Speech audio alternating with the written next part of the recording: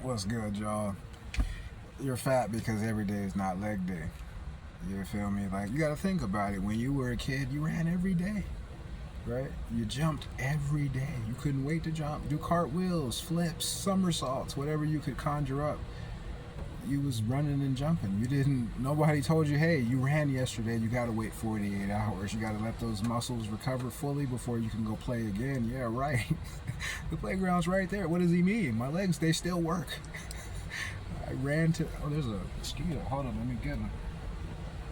I'll just walk about that. I'll let you live, big dog. You go ahead and fly out there. You tripping? You don't go that way.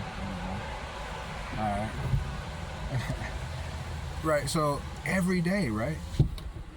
Light work. So why, when we become adults, we can't do things every day? We have to all of a sudden wait for 48 hours to recover. Have you thought about that? Like sometimes, like we're too smart for our own good. Like I can run every day. We sprinted every single day in basketball practice and football practice, track practice. We sprinted every day. And you better make the time, or guess what? It doesn't even count. Right? Oh, you ran a 4.740? Okay, all right. Well, we need you to run these 40s after practice. I give you 4.9. I give you 4.9. You got to make it 4.9, right? It is the second practice of the day, so I give you 4.9. But we ran sprints after both practices. And if you don't make it in time, it doesn't count for everybody, right? So you can't say, hey, coach, the the science, they said, that it's scientifically backed. We have to wait. I can't run. I just ran 4.7. That's my fastest, coach. I can't do 4.9. That's like really close to my fastest. I have to do that every day of the week. It's Friday. I did it 4 days in a row. 2 practices a day, right? He doesn't care. You're gonna do it, or you're gonna do it again until you get the amount of 40s I had for you to run in this time, right? In basketball, you had to do the suicides, where you'd run to the first line on the court, go back, run to the free throw line, run back, run to half court, run back, right? Run all the way down to the other free throw, run back, run to the other line, run back, and then to the baseline and back. And you got whatever amount of time coach sets up. This is every day, though. The time doesn't get longer because, well, we did it yesterday, so I know you didn't get 48 hours to recover, so we'll add 5 minutes to give you time since you can't. Nope, it's the same speed yesterday, Wednesday, Thursday, and Friday, right? So that let me know, like, that's not true. Then I started training with an Olympic weightlifting team in Savannah, Georgia. I never competed, but I went in there and trained with them at the Howard Cohen Anderson Center. And I saw women that were stronger than any men I had ever seen in my life. They're doing everything as legs. There's no, well, we did it on Monday. They're doing clean and jerk and snatch, which requires you to pull from the floor and to catch bars in squat positions, right? And to jerk it. So you're just doing some form of squatting every time you step in the gym. They're in there 3, 4, 5 days a week. And every time they're doing some sort of pull or squat, which requires the legs, right? There's a lot of Olympic weightlifters who lift weights every day of the week, right? There's an adaptation phase, but you adapt. And then if you just keep your calories in order, you can work legs you can do lunges every day. You can do squats every day without any weight. You can just use your body weight and get a great stimulus. You see the calisthenics guys, you see guys who go to prison, they took the weights away, right? They still get very muscular, very lean, very strong, very athletic. Running, sprinting, like it's a primal movement. People who can sprint and run and jump very well normally look formidable, right? They have an aesthetic to them because their bodies have an aura because of what it does, right? You're designed to be able to run and jump.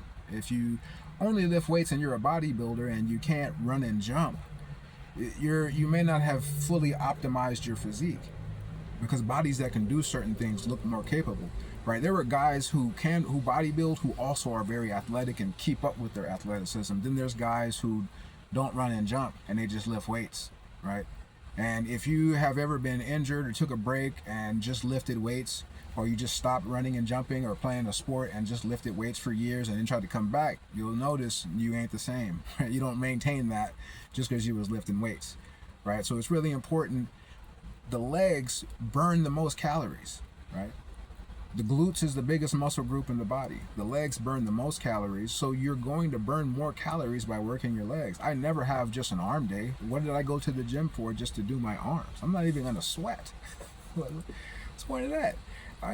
bend them knees, right? All the old people they can bend them knees, the ones who's moving around real well, they got their weight in order and they bending them knees, right? So for longevity, to optimize your health and athleticism and well-being and your physique, being able to run and jump, being able to bounce, having good tendon strength and elasticity and stiffness, and maintaining those qualities throughout your lifetime will make you look younger. Like, no one believes I'm my age. They all stopped doing the things that we were doing when we were younger because, most people, let's just be honest, like, we just focus on money, and if it doesn't make money, we just kind of discard it. Or if it's not something that we use our money to buy because it's going to bring us entertainment or some sort of pleasure, we just kind of don't worry about it anymore. Right? Exercise is one of those things, man. I've just never been into exercise for any external reasons. It was always, I thoroughly enjoyed it since I was really young, 7 years old. I'm walking long distances, playing basketball for hours at a time, all in the same day. And I've never stopped. I started training calisthenics at 10, lifting weights at 14.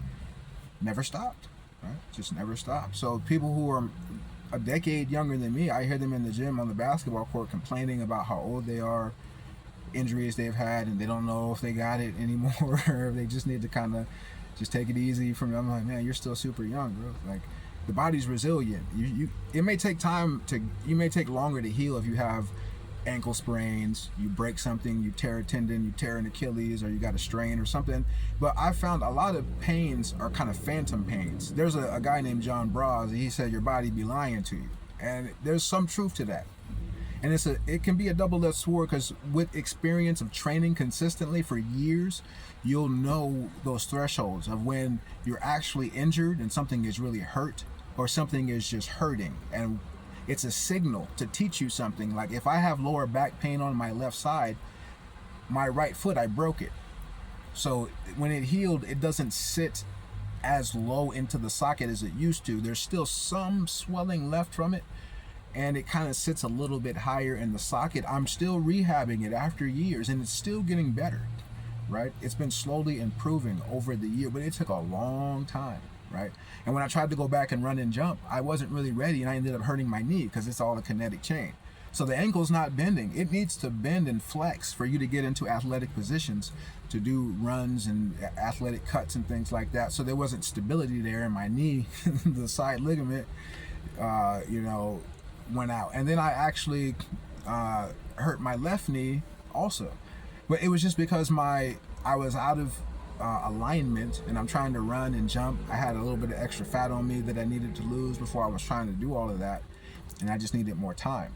But just working my legs, continuing to do low-level jumps and hops and skips and squatting, front squatting, back squatting, power cleans, side lunges, front lunges, lunge jumps, lots of ankle bounces in place, low level, high level, as high as you can, forward, backwards, sideways, side to side over a line, front to back over a line, 4-square drill, where you go around 4 squares. You can go clockwise or counterclockwise, and you just hop to each box and immediately change directions, and it's excellent for being able to change directions rapidly.